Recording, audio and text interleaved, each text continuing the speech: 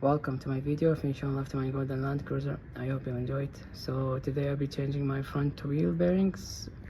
So these front wheel bearings were replaced approximately 4 years ago in a workshop I wish I never been to. The morons who worked on my car had no idea what they're doing, and they did a terrible job. You'll see what I mean once I dismantle the front hub. And at the end of the day, the one mechanic who worked on my car, I don't know how, but he put this ABS bracket wrong, and once I picked up the car and drove it home, it was rubbing and eating the inside of my front tires. So yeah, this experience actually what got me into learning and working on my own car rather than relying on those mechanics we have these days. So now that I have learned about my Land Cruiser and working on it, I always knew that I need to service my front wheel bearings after the work those idiots put into it. So yeah, I really hope I will not find any unpleasant surprises today. So I mean, small parts are no big deal, I can replace them, but if the hub is damaged or the steering knuckle spindle is damaged, this is where it can get expensive and complicated.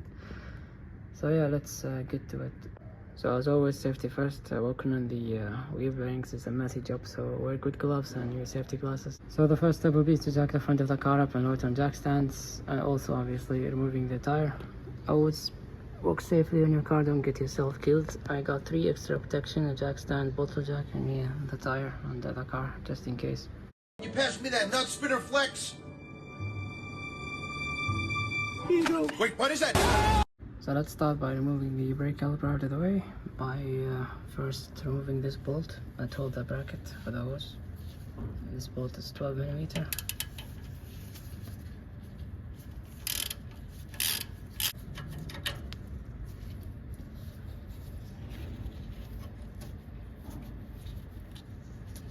You don't want to keep track of your bolts, just put it back.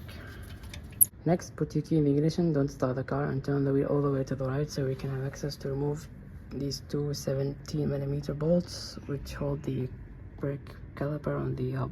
I'm using a brake bar because these 2 bolts were torqued by morons last time. I'm cheating on my brake bar. Oh. Oh. God damn it.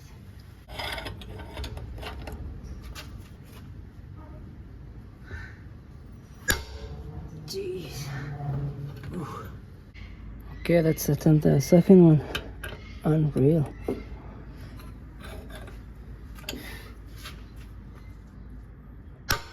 Jeez. Man, these bolts were really in there. I had to cheat on my breaker bar to break them loose. Okay, now we'll remove the 2 bolts and hang the caliper here away from the working area using zip ties. There you go. If you have a caliper hanger, it's even better. Okay, let's straighten the wheel so we can continue. So let's start disassembling the hub by removing this dust cap.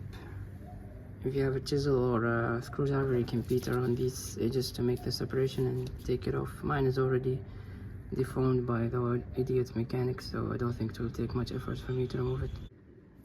I'll try using this flat side of this knife to remove it.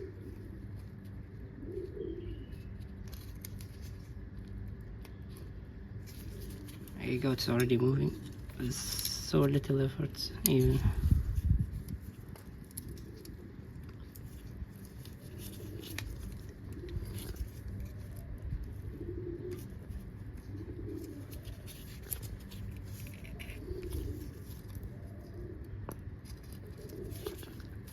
And it's off.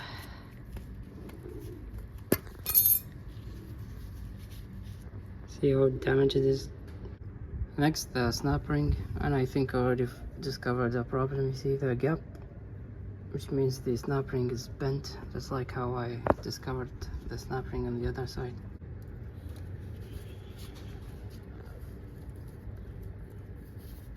Yes, this snap ring should have been reused.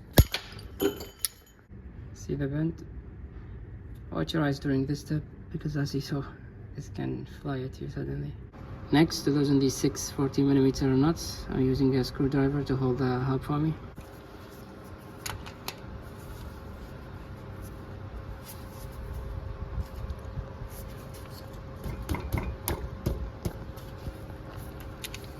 remove the nuts and washers.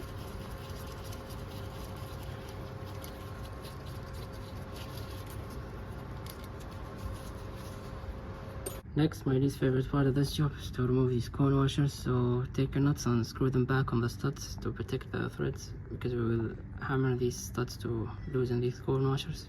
So to loosen these cone washers, here's how I'm gonna do it. I'm gonna bring my brass hammer, rest it on the back of the stud, and beat the back of it. Never ever beat these studs with just a steel hammer.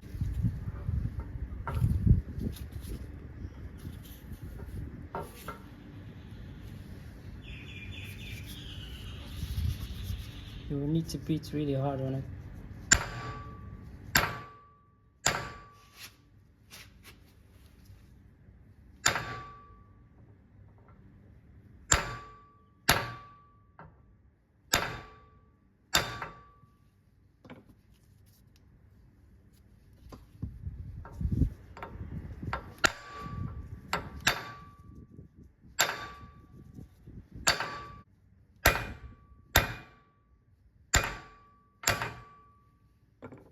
There you go, one has moved.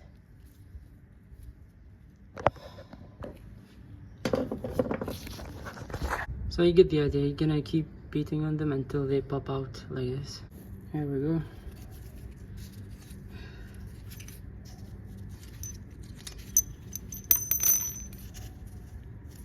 Sometimes they get stuck, so you need to use a plier or something on them.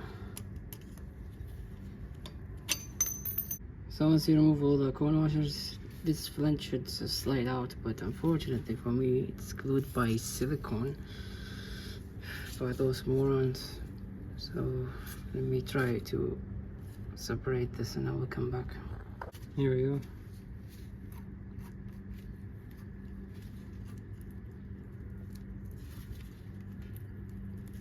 Smell of grease is nasty.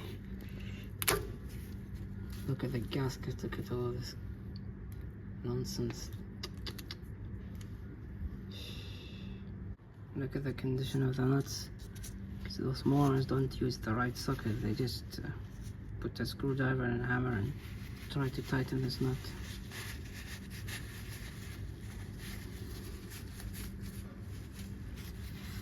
So I'm cleaning so I can see the tabs for the lock washer.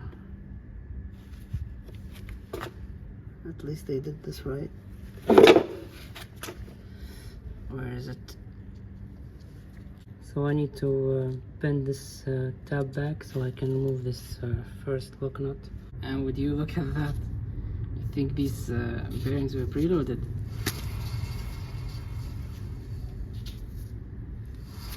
That's ridiculous.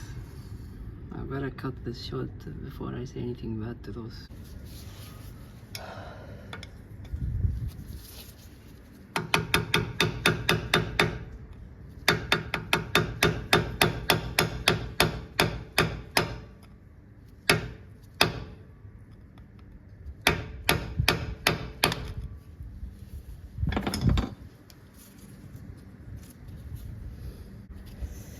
I truly hope they did not damage the threads for the spindle. So here's my 54mm socket. I got it for half the price of the sockets everybody use on YouTube. The only con to it is a 3/4 drive socket, so I had to buy an adapter so I can use it.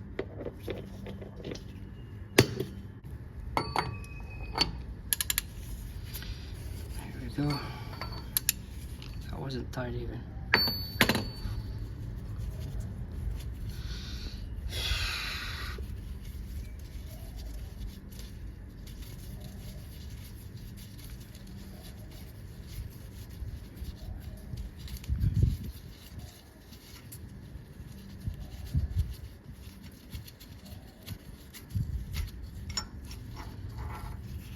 Look at the condition of this nut.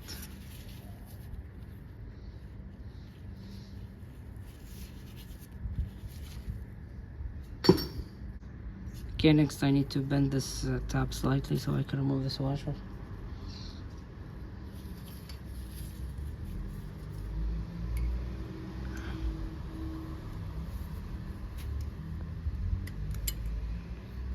There we go.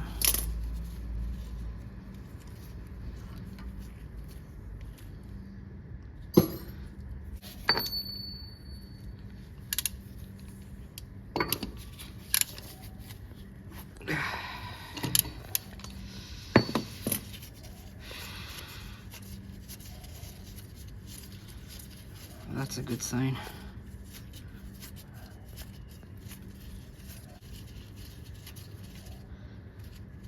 Because the last thing I want is to discover that these spindle threads are damaged.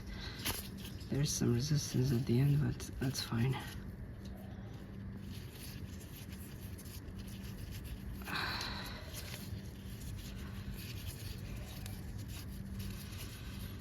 It's pretty sharp, goddammit.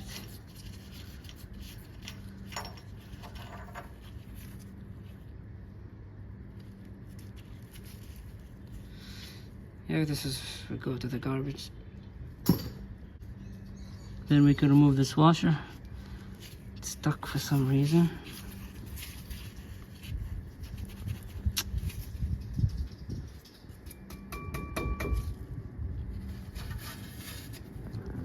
Let me see what's happening here. I'll come back.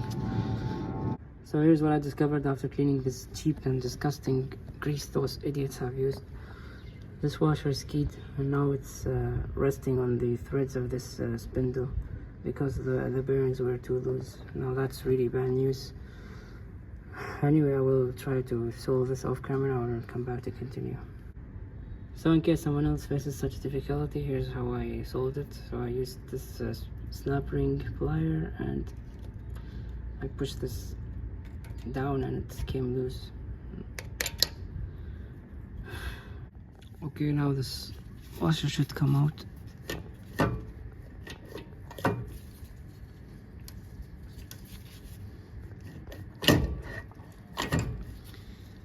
With the outer bearing, of course. This is trash, I will replace it. Come on.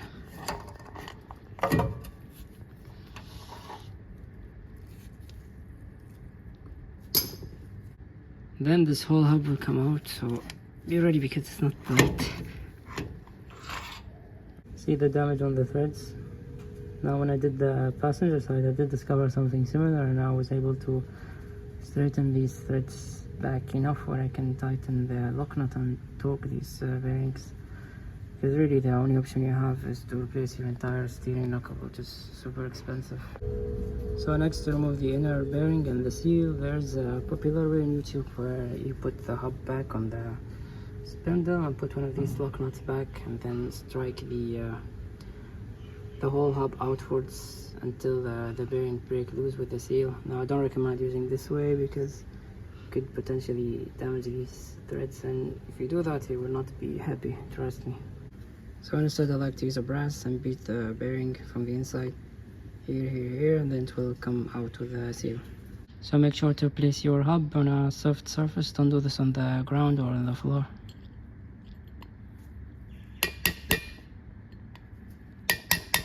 Only takes light strikes.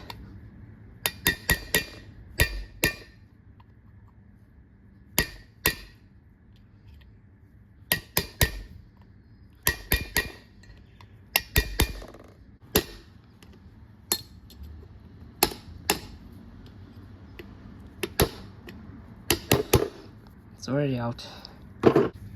Here we go. So that's the inner bearing. Of course I'm not reusing this. And that's the seal. Next I will clean some of this nasty grease before I drive the races out. So in order to drive the races out, we will use the same technique what we use for removing the inner bearing and the seal.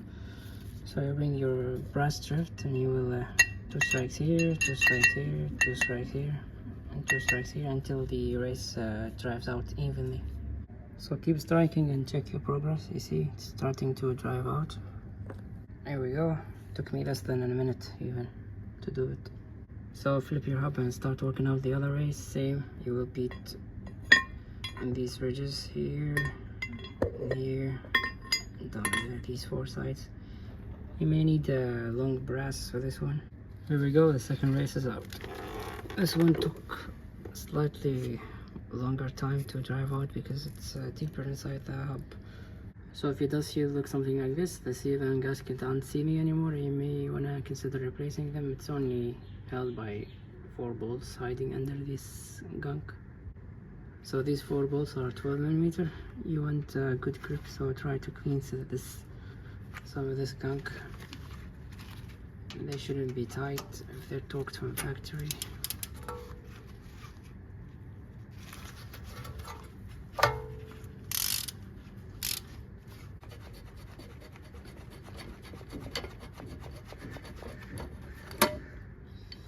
See, the inside of the bolt is really clean. It's just the bolt head that is dirty. So that's the dust shield, or the dust seal.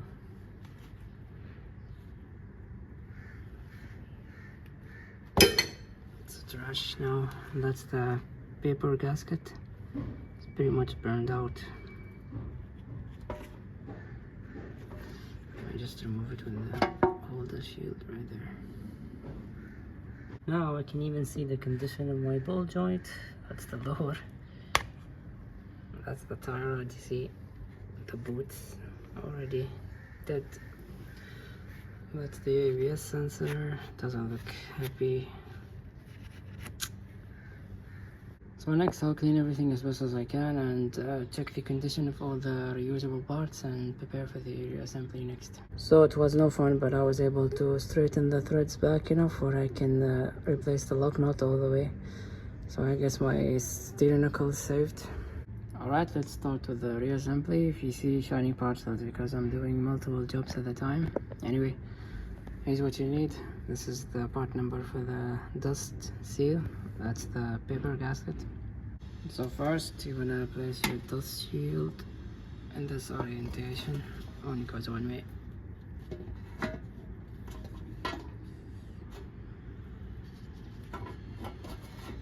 Then you will replace your paper gasket, and then the seal. So I have lost one of these 4 bolts. I swear I looked everywhere for it. I have no idea where it disappeared to. This is a brand new OEM replacement. It's weird because I always, when I remove something, I put it in one box. So finger tighten everything and make sure everything is centered and well seated. So these 4 bolts are torqued to 156 inch-pound.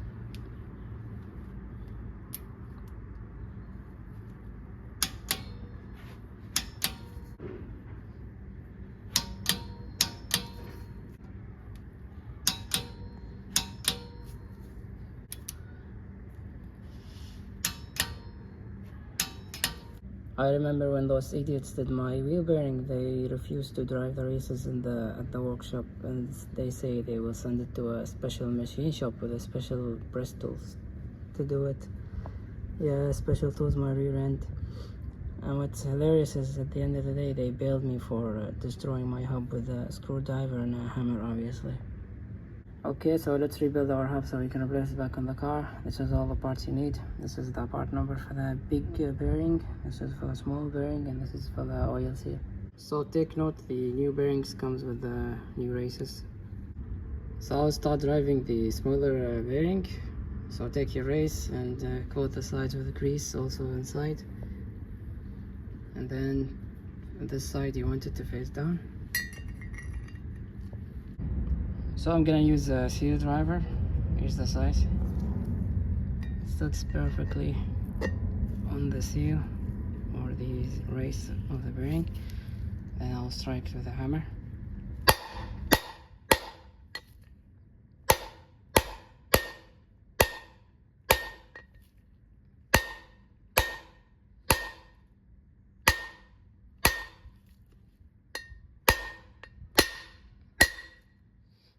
See you hear the sound change? That's a fully driven race. Easy peasy. So flip your hub and prepare the race for the bigger bearing. Unfortunately for this race, most of the CA driver kits you can buy online comes with the 80mm CA driver as the biggest size you can have, which is not wide enough, unfortunately, for this one. So what you can do is to take your old race and take it to a machine shop and cut a slit here. I took this to a machine shop and they were nice enough to do it for me for free. I put the tape just to protect the hub from scratching from the sharp edges here. So let me show you how I will do it. So take your race with a slit and put it as flush as possible on the race you want to drive. And now you can actually use the seal driver like so. Alright, let's drive it in.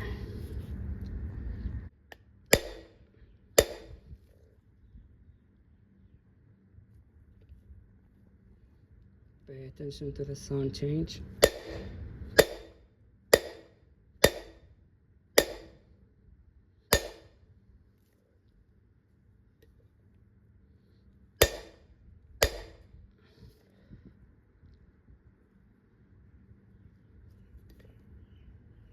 Keep going.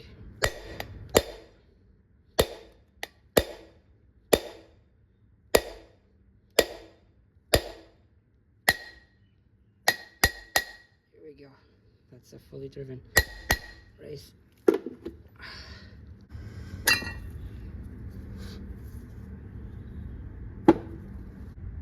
So next will be time to repack your bearings with grease. If you have a grease packer, that's great. If you don't have, you can use the old school of putting some grease in your palm and work it out inside the bearings. That's what I'll be using. Also, to fill this cavity with grease, make sure to fill it with grease, not to leave it empty like this. You want to use a good quality grease, high temperature wheel bearing grease. Maybe it's an overkill also. Holy grease is recommended. That's the brand I'll be using. So I will do this off camera because I don't want to grease up my phone, and I will come back. Here we go, all greased up, and I dropped the bearing inside. Let's replace the seal. Here's the new seal. You want the flat side facing up. So to drive the seal in, you can tap it with a rubber mallet, or you can do it my way. Take your old seal and place it on top flush. Then bring the race again. Then you can use the seal driver again.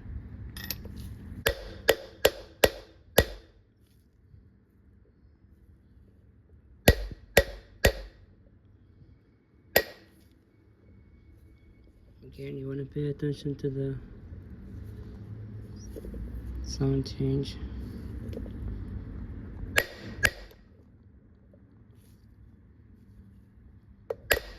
It's solid. Solid. Here we go. Flush and well seated. So next we're ready to replace the hub back on the spindle, so make sure to grease up your spindle. Also to have one lock nut and this lock washer ready in hand. Here are the part numbers. And your small bearing greased up and ready. Okay, here we go.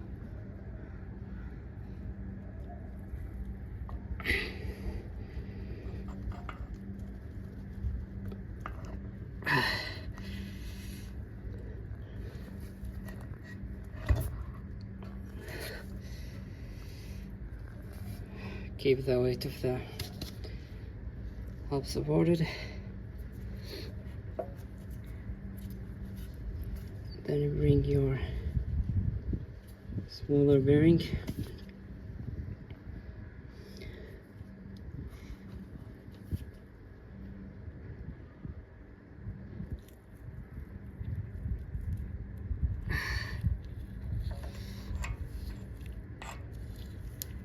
Damn, it's getting messy.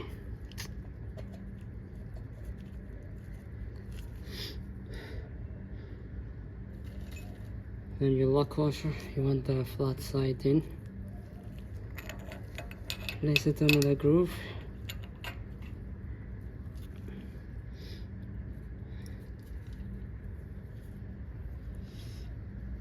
And then your lock nut.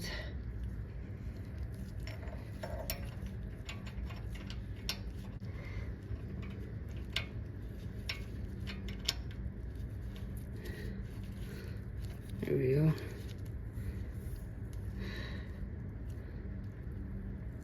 Okay. Then you want to tighten this lock nut with your fingers just to keep everything in place.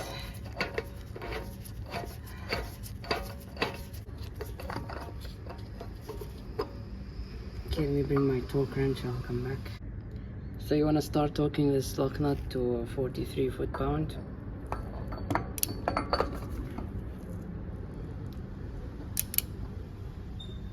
This step is important to settle the bearing.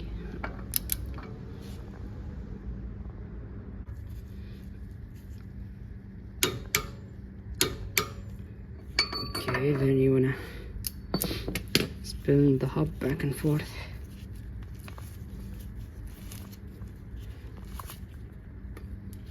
And check again.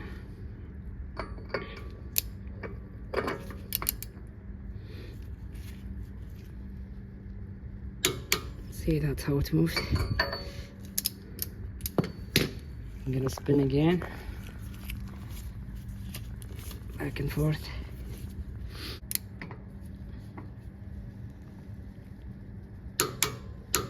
Okay, that's stay there. So now we have a settled bearing. Then you want to loosen it again to where it's finger tight.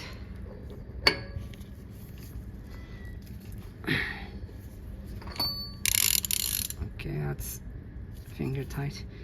Then you want to torque it to 72 inch-pound. 72 inch-pound, which is nothing.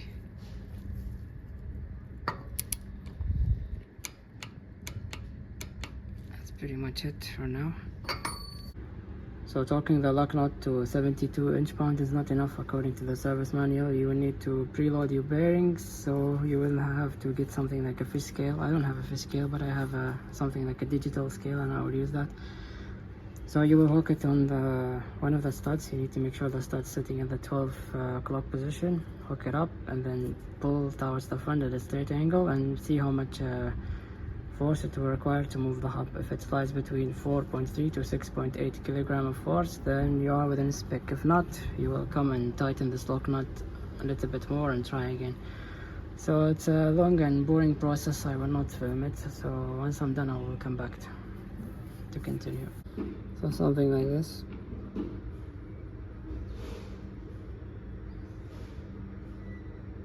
Only keep pulling till the hub is start to move. It's much easier to do with a fish scale, of course.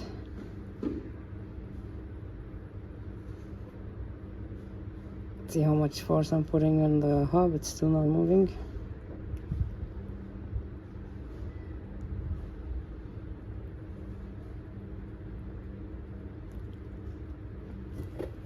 There we go, it's moved. So once you're done preloading your bearing, replace the lock washer. Here's the part number. Never reuse this part. So here's the lock washer. To have a key here. Make sure to replace it on the groove. Then replace the second lock nut. I like to replace the flat sides inwards.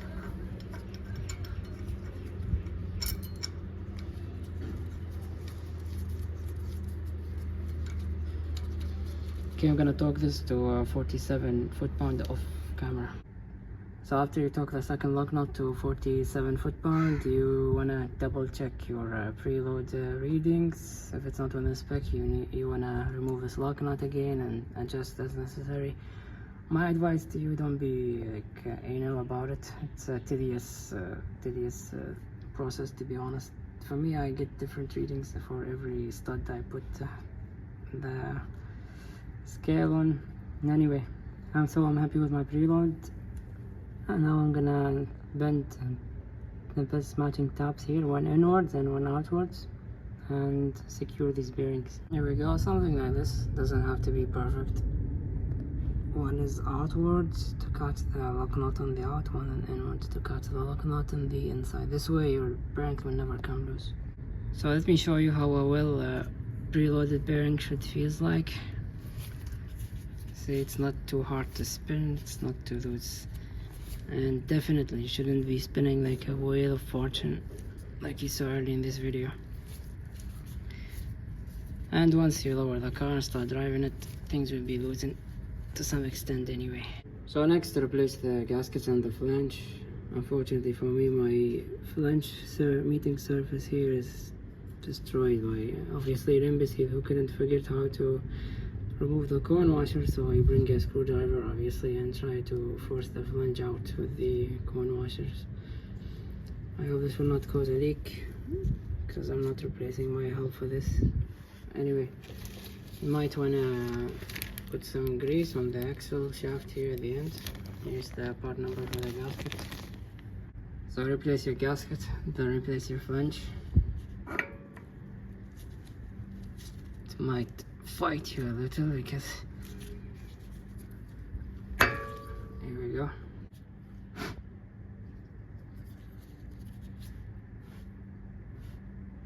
Then your co-washers,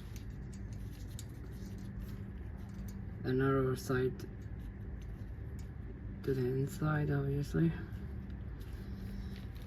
then your washers,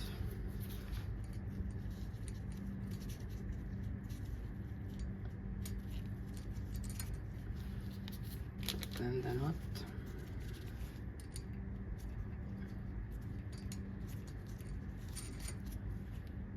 do it for all studs. So if your flange studs are damaged and you cannot replace the nuts back and you want to replace them, I have made a video about this and you can find it in my channel. Untighten these nuts and then torque them to 24 foot-pound and a star shape pattern, like so.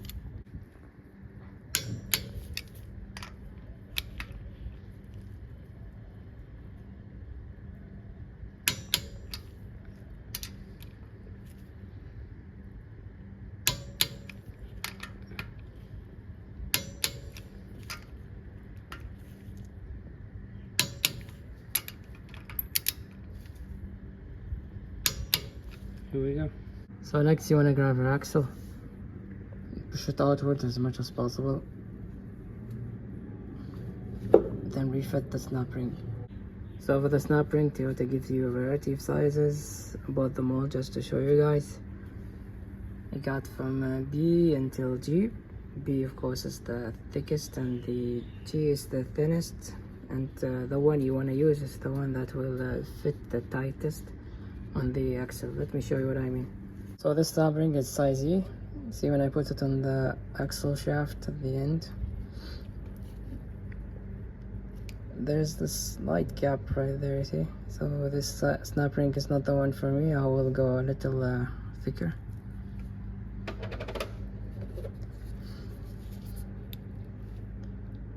That's size D. On the other side I did use the size D too. You see how it fits nicely on the axle with a little gap for movement. This way it's not jammed, so that's perfect.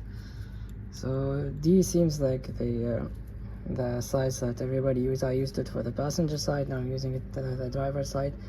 I also saw people on the internet use this size, so instead of buying all the sizes and waste your money, looks like D is the one to go for. Watch your eyes, because if you damage them, there are no spare parts for those. Let's replace the snap ring.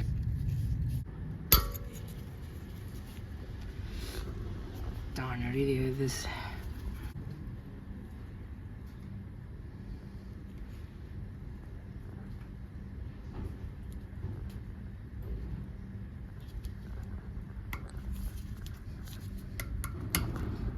Alright.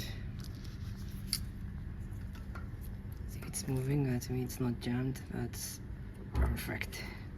Last is the dust cap, so grease the sides here a little and inside the dust cap a little, and then put it here. Now this part is a pain in the backside to replace because it doesn't want to go in without a fight. On the other side, I give up on it and I beat it with a brass hammer in place.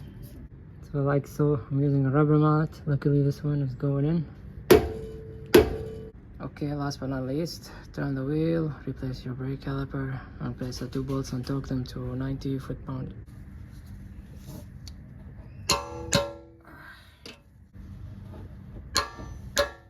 Go 90-foot plan for both. Last, don't forget to secure your brake hose. Replace the bolt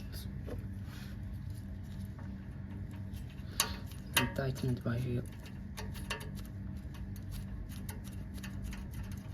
So yeah, it is all done. I'm satisfied how everything turned out. I'm also very glad I have an steering knuckle were spared and I didn't have to replace them.